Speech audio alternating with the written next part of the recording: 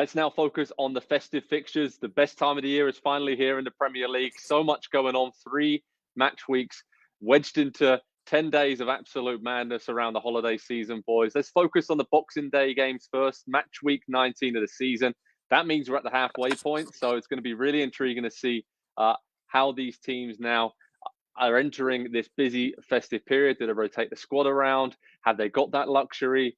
Some really big games and intriguing games on the schedule on Boxing Day, which is my favorite day of the year. It's a sacred day for sports fans in the UK. Let's focus on Liverpool against Leeds first. That is a game where two teams are heading in very different directions. Nick Mendola, Liverpool are flying, Leeds not so much. Is this pretty much just going to be an easy home win for Liverpool?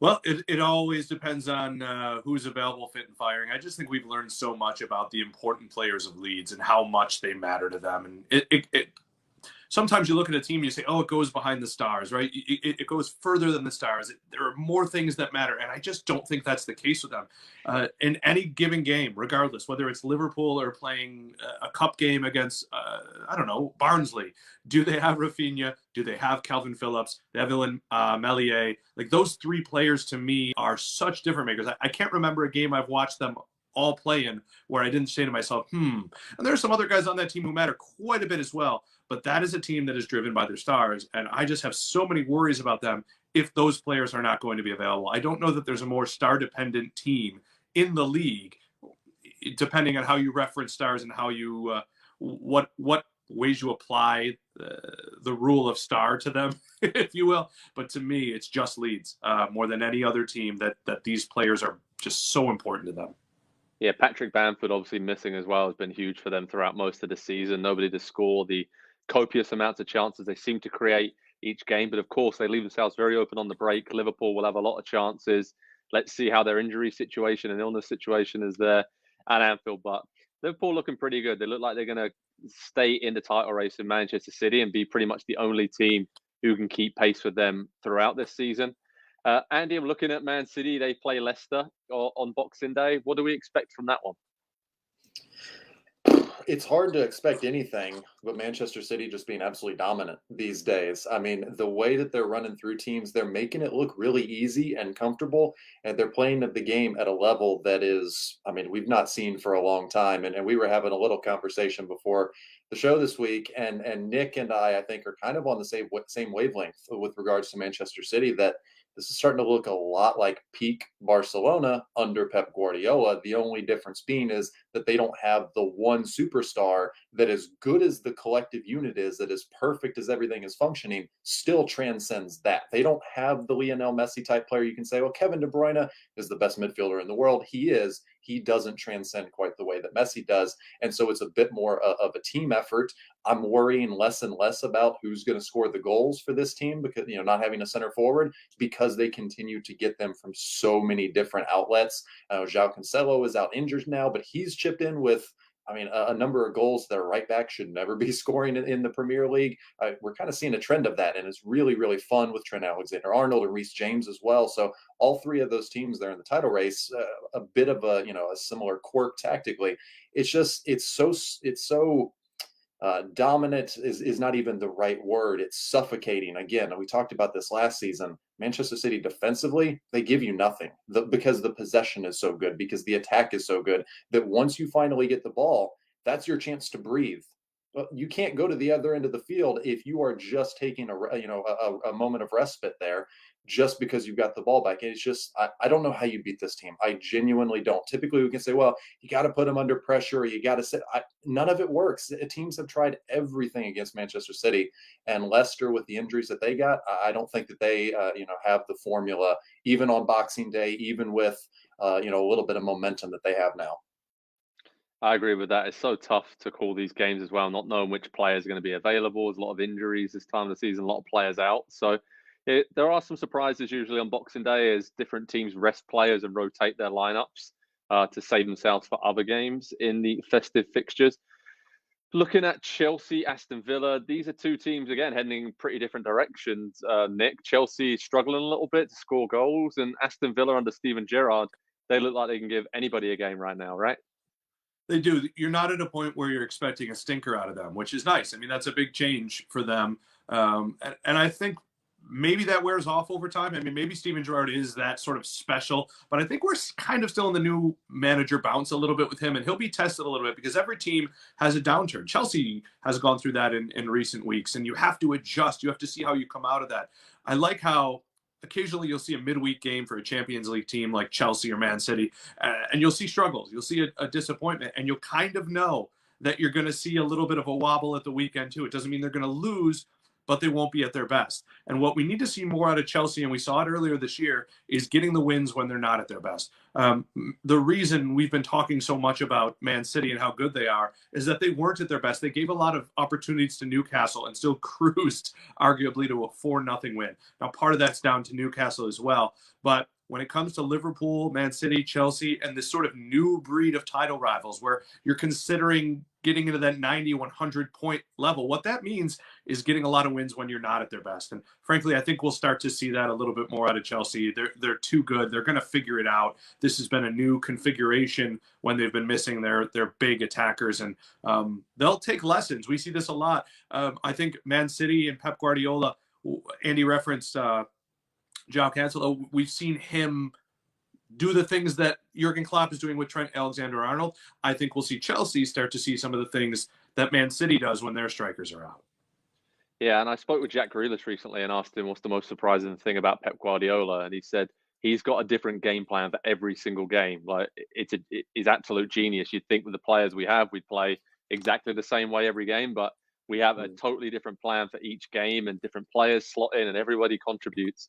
So I'm really interested to see. We're going to find out how strong all of these squads are at the top of the table right now. And the top four: Chelsea, Liverpool, obviously Manchester City, and then the likes of West Ham, Arsenal, Tottenham, Man United. This time of year, it really does separate the weak squads from the stronger squads, and how well you can rotate and find those little partnerships in games. I'm looking forward to Tottenham against Crystal Palace, because Palace, I think, just haven't got the points on the board that they deserve, because they played really well for the opening half of the season under Patrick Vieira, and they're a team that can change their style up. Good on the counter, can actually hold and possess the ball as well, and Conor Gallagher's been excellent. Zaha's back towards his best. But then Tottenham look like kind of a different beast after the break that they had over the COVID-19 outbreak. They seem refreshed, re-energized. They seem like an Antonio Conte team now, with Harry Kane and Heung-min Son, causing Liverpool a lot of problems. So that's a big London derby to look out for on Boxing Day. As I said, it's my favourite day of the year. Absolutely love it. It's the first set of fixtures I look for in the summer when the schedule comes out. There's just something really special about it. Getting around with family, going to games, watching them all together.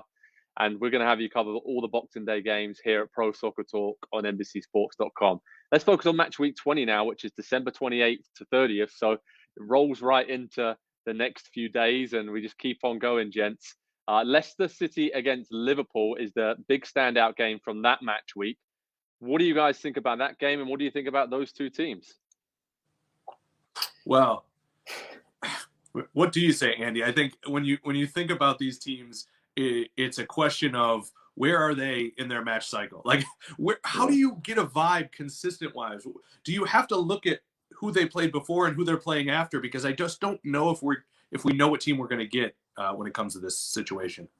Yeah, one of the things that I love about Leicester and kind of the group that they're in the table right now, if you look at the top six, it's kind of become a 7 this season, with West Ham, keeping themselves up there, and maybe they'll fall back given some of the recent form. But there's a nice little kind of second tier table that's formed just below the top 7 from like spots 8 to 11 right now. It's sitting Wolves, Leicester, Aston Villa, and Crystal Palace, all currently separated by 5 points. If everybody gets level on games, it could be as close as 4 teams within 3 or 4 points. And it feels like all those teams are kind of fairly matched and evenly matched. They all have strengths. They all have some pretty big weaknesses as well. And for Leicester, I think one of their weaknesses at the moment is just the fixture list that they have to face, going Manchester City, going Liverpool in that short of a period. Maybe it's better to just get it out of the way in a short period. We say, well, we're not going to win anything from those 2 games anyway. Let's put them together and we'll try and see what we can get, and then we can target real points and real opportunities after that.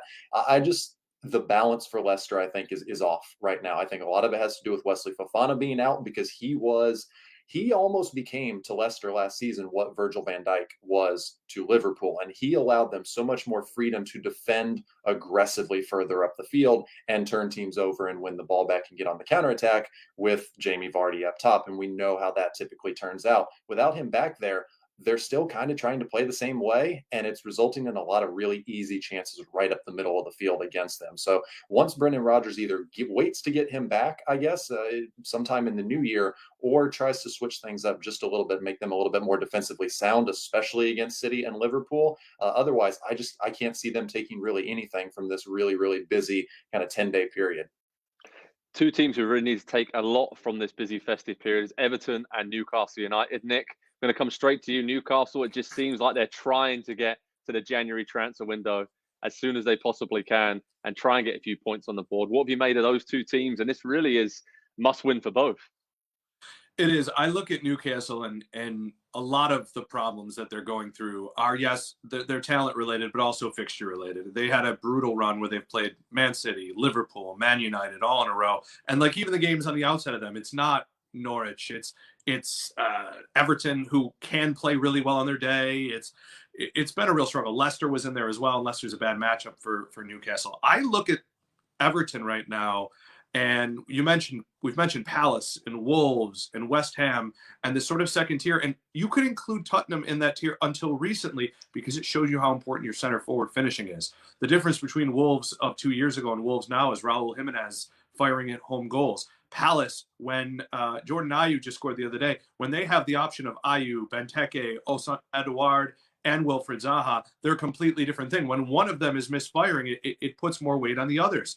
And Everton is the same. Dominic Calvert-Lewin, I think he scored 3 goals in his first 3 games. He hasn't been back yet. It's been a long process with setbacks. Richarlison missed the last game. If you would have told me they're both not playing, with all respect to Solomon Rondon, who's done some great things for Rafa Benitez at Newcastle, I would have told you whoever they're playing, expect the other team to win. Expect at least a draw for the other team because those players are so important. You mentioned Bamford earlier at Leeds.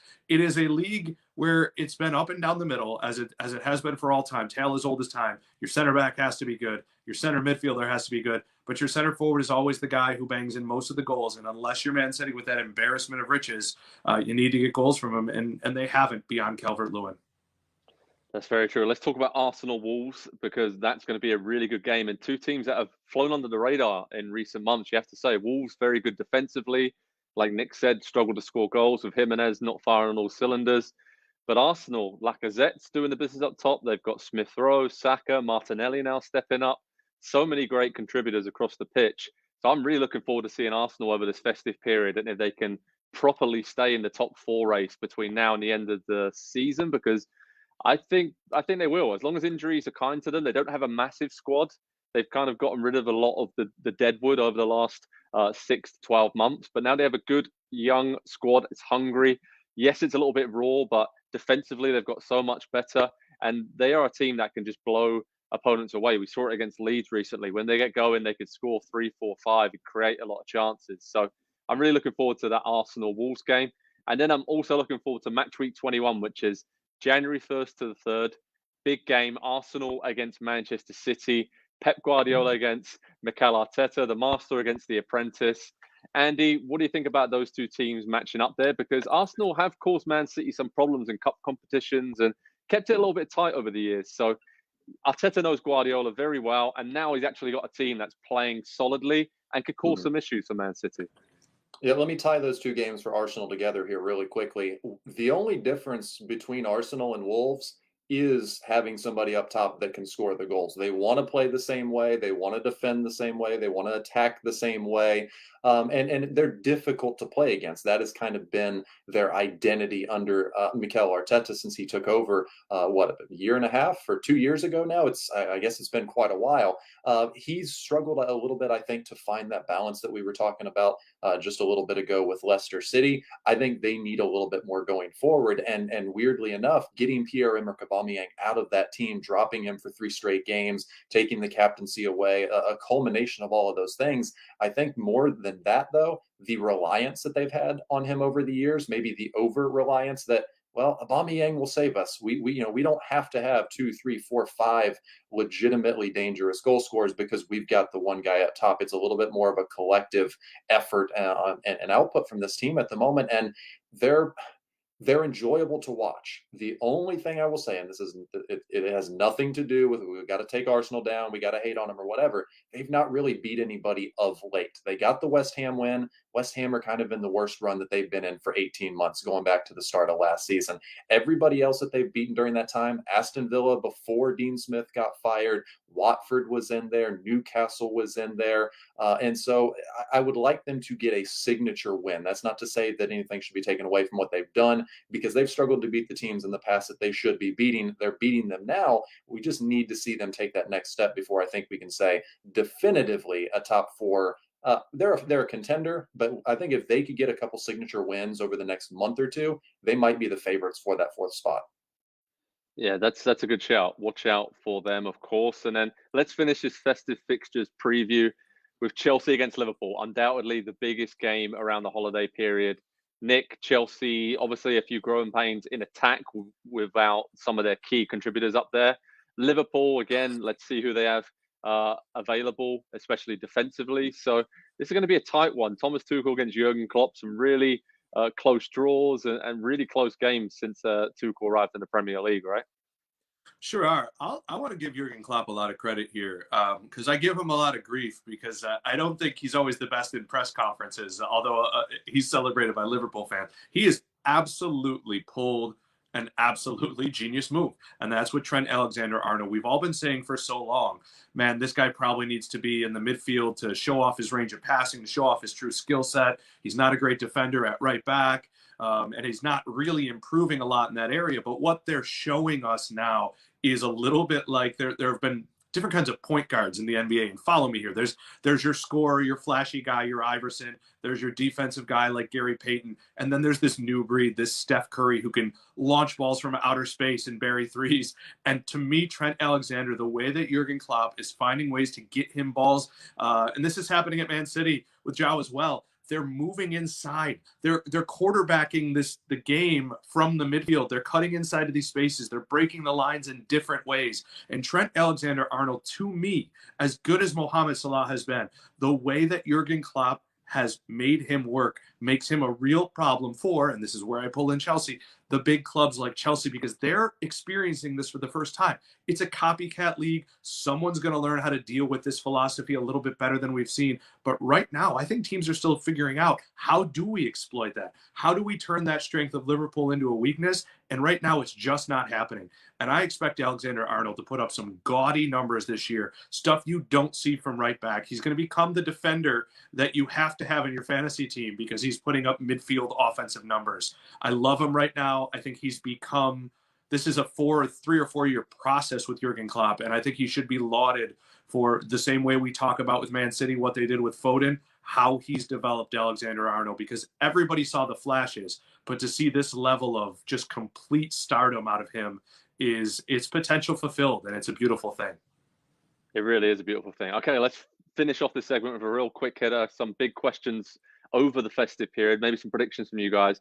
Which team needs a big festive period? Who do you think is going to struggle? And who do you think will be the winners of the holiday period? I'll kick things off. I'll tackle the last question. I actually think West Ham will be the big winners. I'm looking at their schedule right now. They have Southampton, they have Watford to play, and then, of course, they finish it up with a game against Crystal Palace. And I think this is the opportunity now for David Moyes' side to get themselves back into the top 4 race. I'm predicting a very happy holiday season for the Hammers. Who wants to go next on some of those big questions? I'll go. I think Spurs obviously need a big period if they want to, one, get into the top 4 race. They have so many games in hand now that they could really put themselves into a strong position. A couple wins during this period keep the pace with Arsenal and West Ham and Manchester United ahead of them. And then you've got 2 games in hand on most of those, 3 in hand, I believe, on Arsenal at this point. That there's a real potential under Conte, if he gets a little bit of momentum, if he can have some training sessions with the full squad available, then we could really see some rapid improvement from Tottenham, because we've been saying it for 2 years. The squad's not as bad as the results look on the field. There was bad leadership, there was bad tactics, all of those things. Those problems seem to have been rectified at this point, and they're playing for Conte. They are playing for each other once again. There is a bit of belief and just morale at Tottenham, and that's not something that's existed for a couple of years. Nick, what about you? I mean, who could struggle? I'm looking at Man City, as good as they've been. They have some tough games over the festive period. Do you think they can negotiate it? And anybody else you think might struggle for points? I was about to tell you that I thought that both sides of Manchester are going to have a good time. So it's interesting to hear you say that. The reason is because Man City can look around and knows that Chelsea-Liverpool game is coming, and somebody's going to drop points, if not both of them. And if they just keep winning, they've also haven't been hit, as you mentioned, yet by major absences. So I'm looking at them, and Man United, again, they have to get on the field. But once they do, they've had a forgiving fixture list as well ahead. I think both could be up there. As for teams that could struggle, I think it's going to continue to be poor for Newcastle. Everton is a team that is going to be able to stifle what they do well. I think Rafa Benitez knows how to take away your best players from the game plan and let the others do it. And unless John Joe Shelby's going to get nuts, it's not going to happen well there. I think they'll face a Southampton team that is very, very under the radar as well. So I look for Newcastle to continue to struggle. And the question is, who's going to want to come to that team in the window if they don't know that they can go away if they're relegated? Absolutely. What we do know is we have a very busy festive period coming up, and Pro Soccer Talk on NBCSports.com will keep you updated with the latest schedule, previews, how to watch information, stream links, whatever you need. We'll have you covered, lads. I cannot wait for this festive period. So many great games coming up. We're about to find out a lot more about these Premier League teams. Let's go. I'm absolutely fired up for this. Hi there, I'm Rebecca Lowe, studio host for NBC's coverage of the Premier League. Don't forget to hit subscribe to watch highlights all season long, and be sure to tune in for Premier League mornings every weekend at 7 a.m. Eastern. And for even more content, head over to Peacock, where we've got live games, original series, and a dedicated round-the-clock Premier League channel featuring studio shows, classic matches, and much more.